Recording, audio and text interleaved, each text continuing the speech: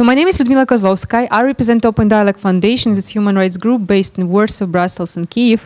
And we're dedicated to protect human rights and rule of law. And first of all, we concentrated on post-Soviet region, countries like Russia, Ukraine, Kazakhstan, and Moldova. And today we have distinguished guests, actually, from all of these countries.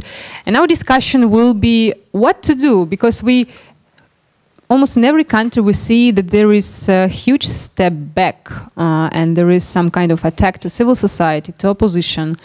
What we can do, what kind of questions we can raise to the authorities, and how we can protect those who fight for reforms, who fight for democratic changes in these countries, how we can protect political prisoners, journalists, and what are their names. We have today our discussion basically separated on the countries. So from Russia we have distinguished guests, lawyers, really brave one, because both Ilya Novikov and Dmitriy Sotnikov, they protect rights of those who was kidnapped from the territory of Ukraine, like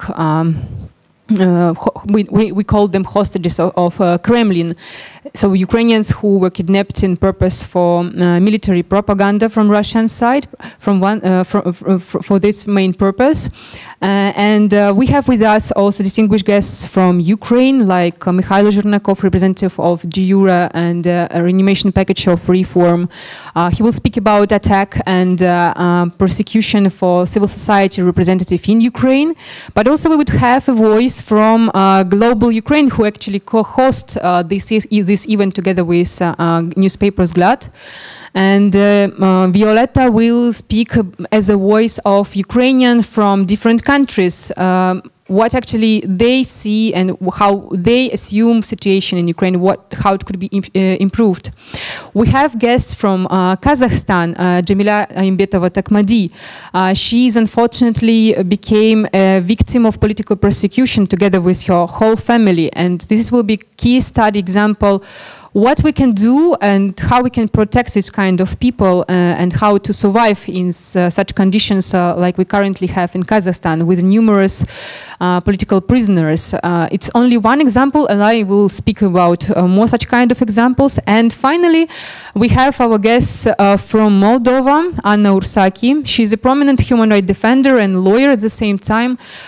She is harassed because of her political and because of her social active life. She was defending political prisoners and opponent to the regime of Plakhatnyuk, and become advocate of devil in the official version. So afterwards we will have a time also for questions, and let me please start with our first guests from Russia. Since situation here is getting worse and worse, and just recently we knew that 19-year-old citizen of Ukraine was kidnapped from Belarus and nowadays held in a detention place in Russia. It's almost 70 such kind of person, hostages of Kremlin. What actually lawyer can do in this situation when there's a huge pressure, when there is numerous such kind of cases, when authorities try to basically throw out you from the case? So how you manage to protect these people, and can you tell us more about your concrete cases and what we can do, what kind of recommendation you provide? Please, Ilya, floor is yours.